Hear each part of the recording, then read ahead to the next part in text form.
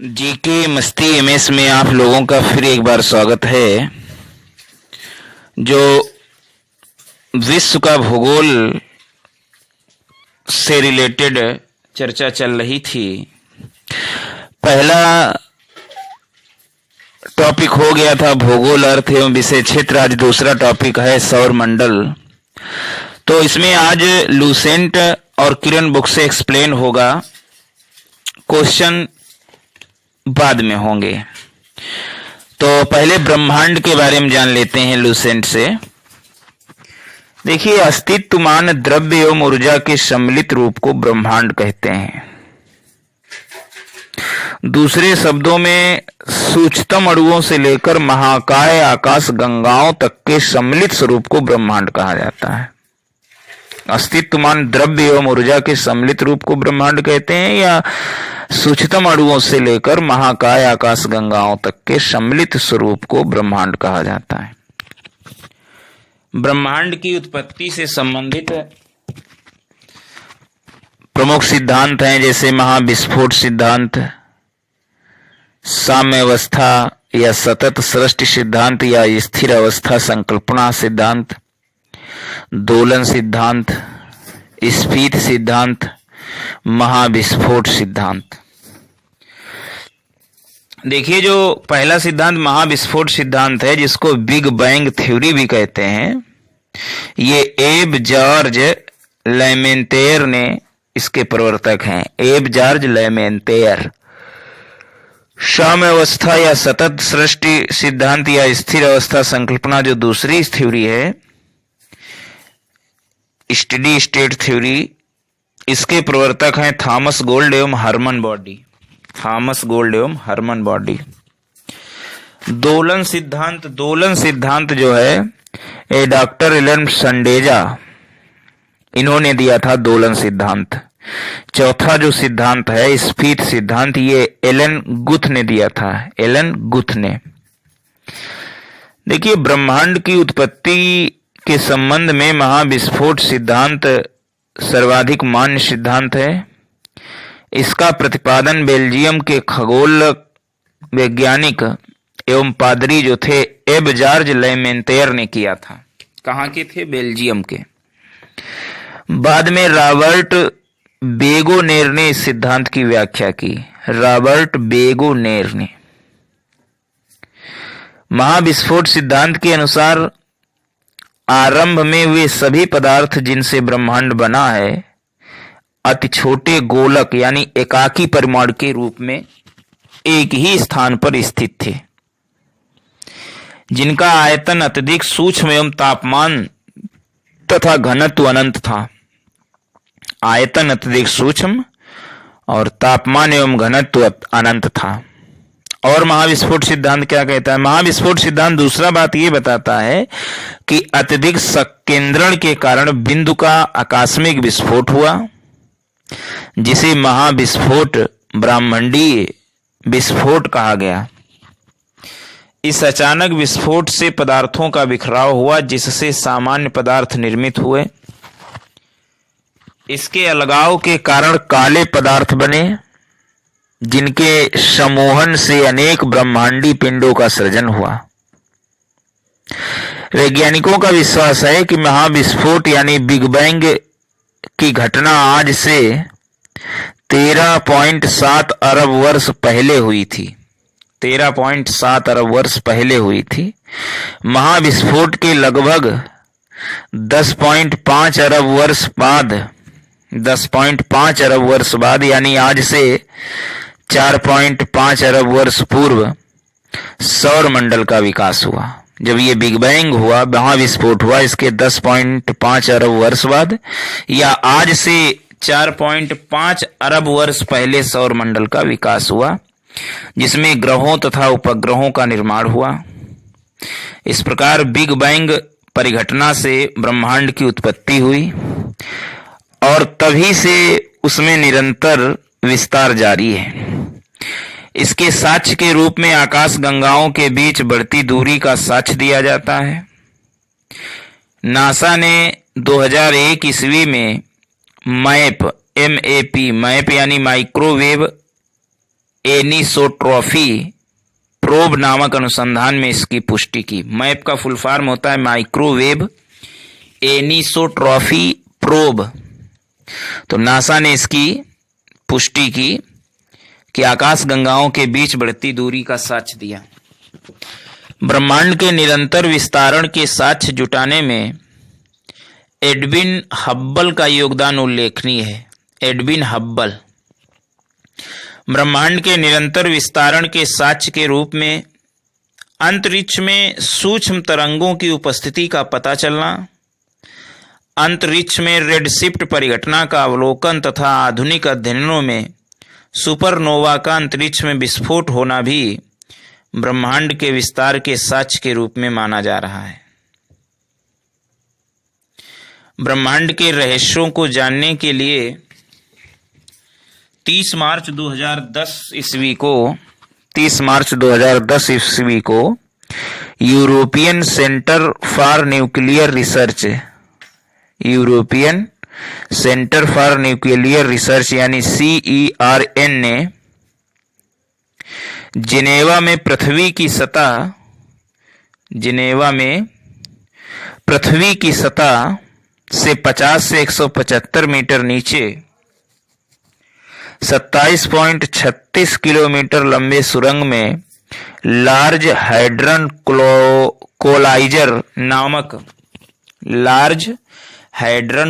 कोलाइजर नामक महाप्रयोग सफलतापूर्वक किया। सितंबर 2008 में यह महाप्रयोग असफल रहा था, लेकिन 30 मार्च 2010 को European centre for nuclear research ने जिनेवा में पृथ्वी की सतह से 50 से 175 मीटर नीचे 27.36 किलोमीटर लंबे सुरंग में लार्ज हैड्रन कोलाइजर नामक महाप्रयोग सफलतापूर्वक किया। इसमें प्रोटॉन बीमों को लगभग प्रकाश की गति से टकराया गया तथा हिग्स बोसान के निर्माण का प्रयास किया गया। माना जाता है कि गॉड पार्टिकल के नाम से जाना जाने वाला हिग्स बोसान में ही ब्रह्मांड के रहस्य छिपे हैं। गॉड पार्टिकल के नाम से जाना जाने वाला हिग्स बोसान में ही ब्रह्मांड के रहस्य छिपे हैं, क्योंकि यह सबसे बेसिक यूनिट माना जाता है। CERN ने 4 जुलाई 2012 ईस्वी को हिग्स बोसान से मिलता जुलता सब एटॉमिक पार्टिकल की खोज करने में सफलता हासिल की। इससे ब्रह्मांड के रहस्यों को जानने के विषय में महत्वपूर्ण उपलब्धि माना जा रहा है। ब्रह्मांड का व्यास 10⁸ प्रकाश वर्ष है। ब्रह्मांड का व्यास जो है 10⁸ प्रकाश वर्ष है।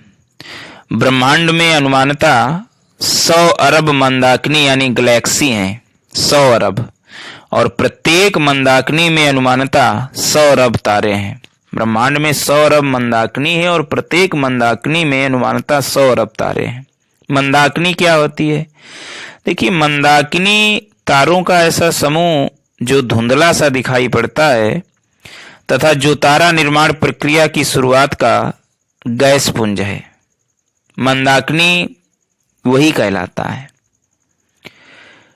जिसे दुग्ध मेखला या आकाश गंगा मंदाकिनी कहलाता है। हमारी पृथ्वी की अपनी एक मंदाकिनी है जिसे दुग्ध मेखला या आकाश गंगा या मिल्की वे कहते हैं। अब तक ज्ञात इस मंदाकिनी का 80% भाग सर्पीला है। इस मंदाकिनी को सबसे पहले गैलीलियो ने देखा था। अपनी पृथ्वी की जो मंदाकिनी है, दुग्ध मेखला, आकाश गंगा और मिल्की वे, इसको सबसे पहले गैलीलियो ने देखा था। आकाश गंगा की सबसे नजदीक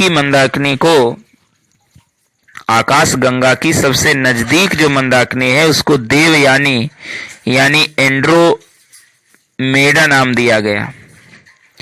और सबसे नवीनतम ज्ञात मंदाकिनी जो है वो डॉर्फ मंदाकिनी है। सबसे नजदीक देवयानी और नवीनतम ज्ञात मंदाकिनी डॉर्फ मंदाकिनी। आर्यन नेबुला हमारी आकाश गंगा के सबसे शीतल और चमकीले तारों का समूह है।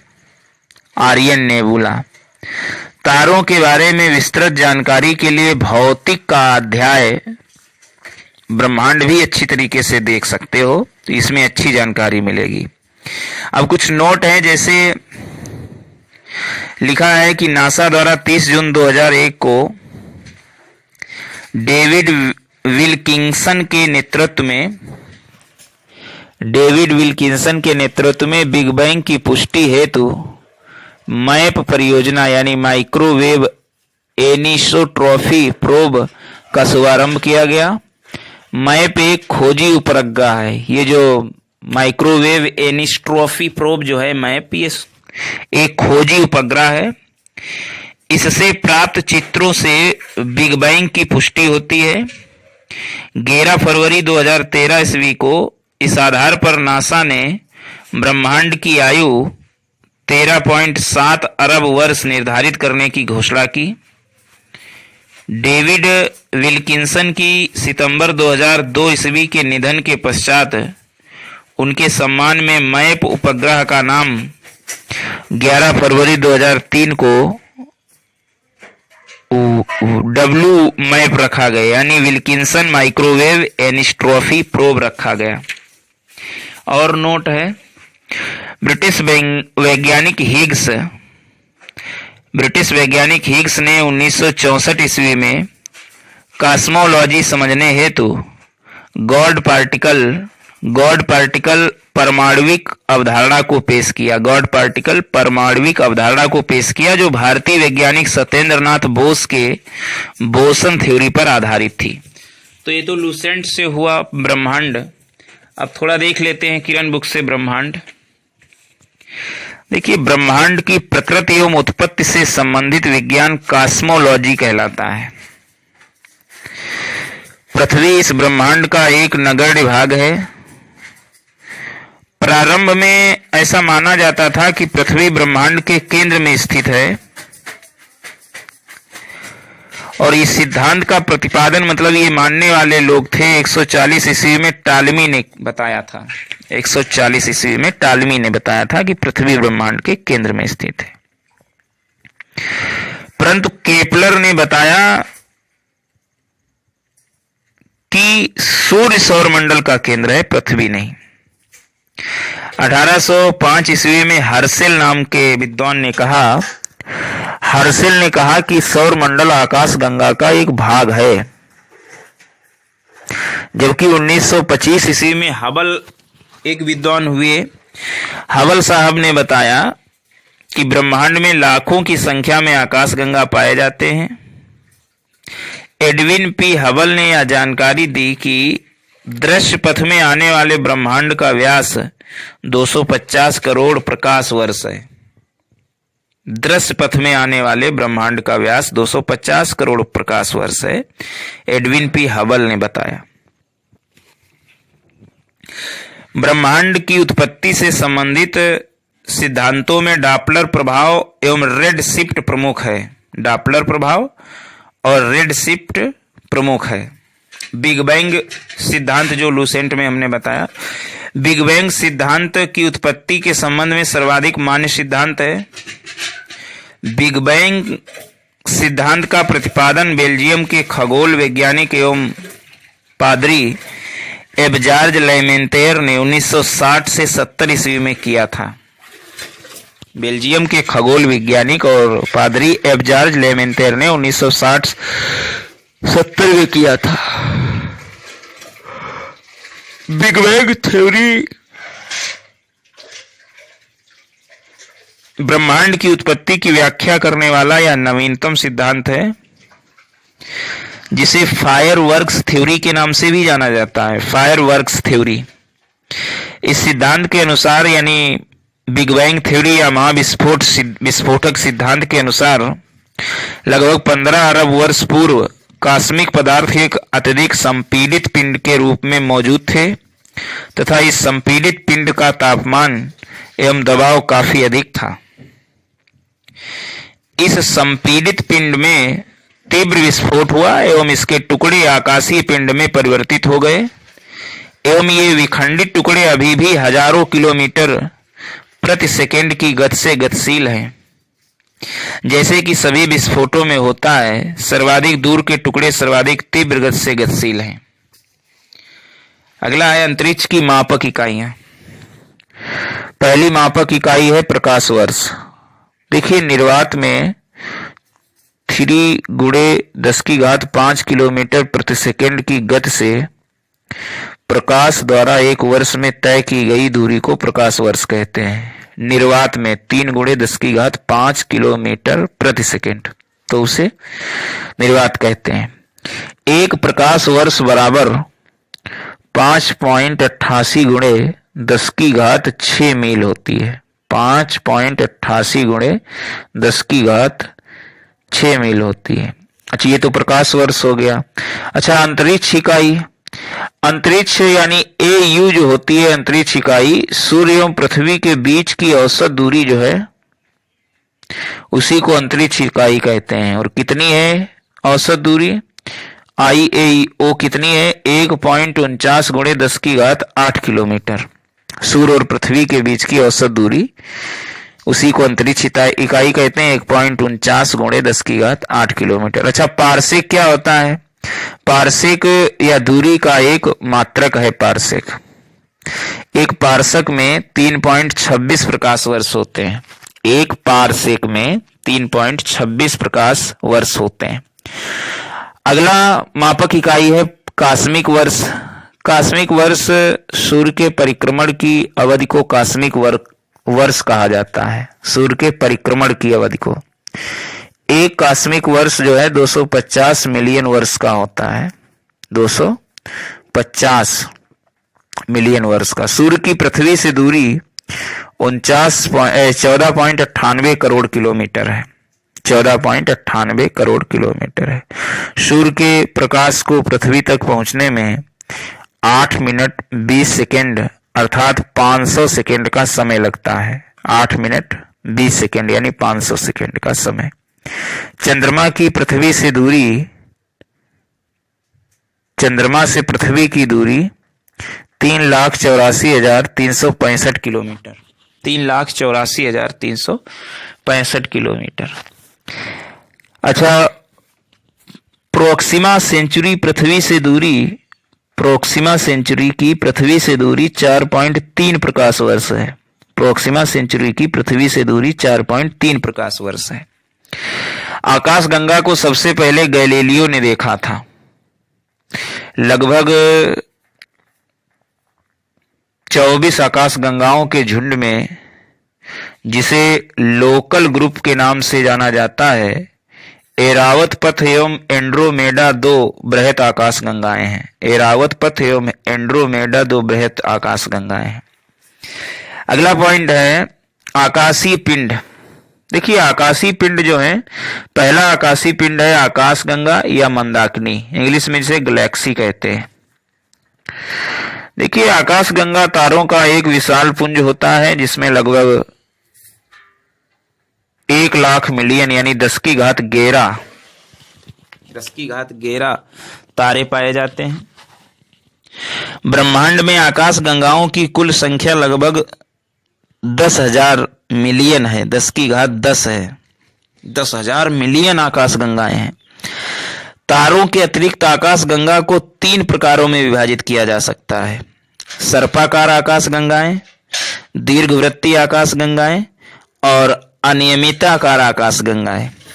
सर्पाकार आकाशगंगाएं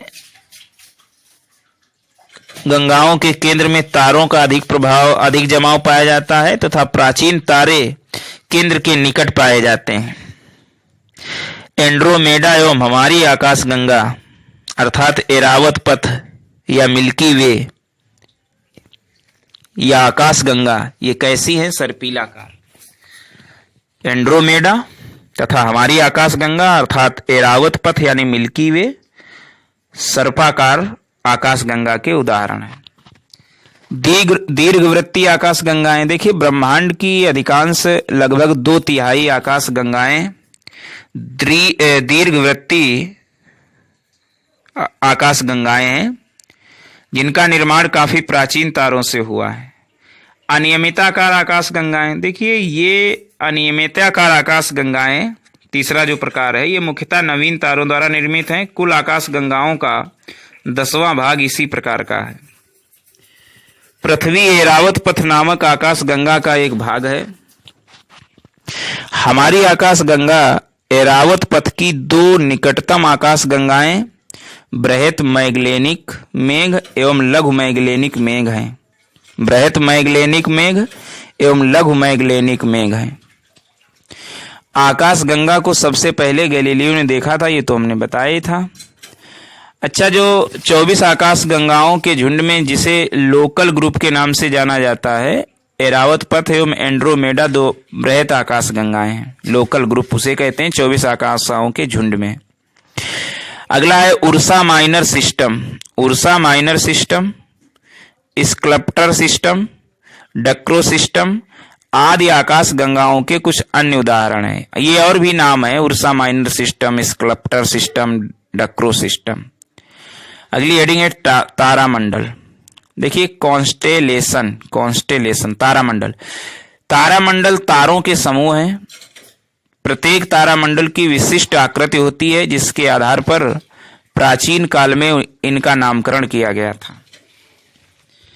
आधुनिक समय में 90 तारामंडलों की जानकारी उपलब्ध है, जिनमें हाइड्रा सबसे बड़ा तारामंडल है। सेंटोरस एवं जेमिनी आदि तारामंडल के अन्य उदाहरण हैं। सेंटोरस एवं जेमिनी। अगला है क्योसर। क्योसर क्या होता है? आकाशीय पिंड। क्योसर अत्यधिक चमकीले आकाशीय पिंड होते हैं। आकार में आकाशगंगा से छोटे होते हैं क्योसर, और छोटे होने के बावजूद क्योसर उससे अधिक मात्रा में ऊर्जा का उत्सर्जन करते हैं आकाशगंगा से। क्योसर की खोज 1992 ईस्वी में की गई थी। अगला आकाशीय पिंड है राशियां। देखिए सूर्य की परिक्रमा करते समय पृथ्वी 12 नक्षत्र समूहों से होकर गुजरती है, जिन्हें राशियां कहते हैं। ये राशियां इस प्रकार है, जैसे मेष यानी भेड़ चिन्ह है इसका। राशि और चिन्ह, मेष का यानी भेड़, इंग्लिश में मेष को एरीज कहते हैं। वृष यानी बैल, जिसे इंग्लिश में वृष को कहते हैं टॉरस। मिथुन जिसे जेमिनी कहते हैं, मिथुन की इंग्लिश होती है जेमिनी, और मिथुन का चिन्ह होता है स्त्री पुरुष। कर्क, कर्क की इंग्लिश होती है कैंसर, और चिन्ह जो होता है कर्क का केकड़ा। सिंह, सिंह को इंग्लिश में कहते हैं लियो, सिंह राशि लियो, और चिन्ह होता है शेर। कन्या, कन्या राशि का इंग्लिश कहते हैं वर्गो, VIRGO वर्गो, और चिन्ह है लड़की। तुला, तुला को इंग्लिश में कहते हैं लिब्रा, और चिन्ह जो है तुला का तराजू। वृश्चिक, वृश्चिक को इंग्लिश में कहते हैं स्कॉर्पियन, और चिन्ह है बिच्छू। धनु, धनु है सैजिटेरियस, धनु को इंग्लिश में कहते हैं सैजिटेरियस, चिन्ह है धनुष। मकर, मकर का इंग्लिश में कहते हैं कैप्रिकॉर्न, कैप्रिकॉर्न जो है मकर राशि है, चिन्ह जो है इसका मगरमच्छ। कुंभ, कुंभ के इंग्लिश में कहते हैं एक्यूरियस, एक्यूरियस का चिन्ह है घड़ा। और मीन, मीन को इंग्लिश में कहते हैं पीसेस, PISCES, पीसेस, और मीन का चिन्ह है मछली। अगला है वायुमंडल। देखिए जलवाष्प, गैस तथा धूल कण के वे आवरण जो पृथ्वी को चारों ओर से सैकड़ों किलोमीटर तक बाहरी भाग को ढके हैं, वायुमंडल कहलाते हैं। इसमें जैसे नाइट्रोजन 78% है, ऑक्सीजन 21% है, कार्बन डाइऑक्साइड एवं अन्य गैसें 1% प्रमुख रूप से हैं। अगली टॉपिक है अंतरिक्ष। देखो वायुमंडल का वह भाग जो पृथ्वी की वायुमंडल की सीमा से बाहर है, पृथ्वी की वायुमंडल की सीमा से बाहर है, उसे अंतरिक्ष कहते हैं। ग्रह, ग्रह तारों की परिक्रमा करने वाले प्रकाश रहित आकाशीय पिंड, तारों की परिक्रमा करने वाले प्रकाश रहित आकाशीय पिंड ग्रह कहलाते हैं। ये तारों के प्रकाश से ही प्रकाशित होते हैं, जैसे पृथ्वी। उपग्रह, देखिए ग्रहों की परिक्रमा करने वाले छोटे आकार के आकाशीय पिंड को उपग्रह कहते हैं। ग्रहों की परिक्रमा करने वाले छोटे आकार के आकाशीय पिंड को उपग्रह कहते हैं, जैसे चंद्रमा। अच्छा, क्षुद्र ग्रह किसे कहते हैं? क्षुद्र ग्रह, देखिए, बृहस्पति तथा मंगल ग्रह की कक्षा के बीच चक्कर लगाने वाले अत्यंत छोटे पिंडों को क्षुद्र ग्रह कहते हैं। बृहस्पति और मंगल ग्रह की कक्षा के बीच चक्कर लगाने वाले अत्यंत छोटे आकाशीय पिंडों को क्षुद्र ग्रह कहते हैं। अगला है कक्ष। कक्ष क्या होता है? जिस पथ पर ग्रह, उपग्रह और अंतरिक्ष यान परिक्रमा करते हैं उसे कक्ष कहा जाता है। नक्षत्र। पृथ्वी के चारों ओर 27 ज्ञात तारा समूह हैं जो रात्रि को आकाश में दिखाई पड़ते हैं, इन्हें ही नक्षत्र कहते हैं। चंद्रमा पृथ्वी की परिक्रमा 27 सही 1/3 यानी 27 दिन 7 घंटे 43 मिनट में पूरा करता है। इस दौरान वह किसी न किसी तारा समूह या नक्षत्र के सामने से गुजरता है, जिससे उस दिन वह नक्षत्र नहीं दिखाई पड़ता।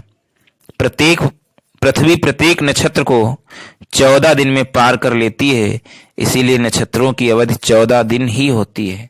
तो ये तो किरण से भी हुआ, लूसेंट से भी हुआ सौरमंडल। नेक्स्ट वीडियो में देखेंगे सौरमंडल के बारे में। Thanks for watching. जीके मस्ती एमएस में आप लोगों का फिर एक बार स्वागत है। जो विश्व का भूगोल से रिलेटेड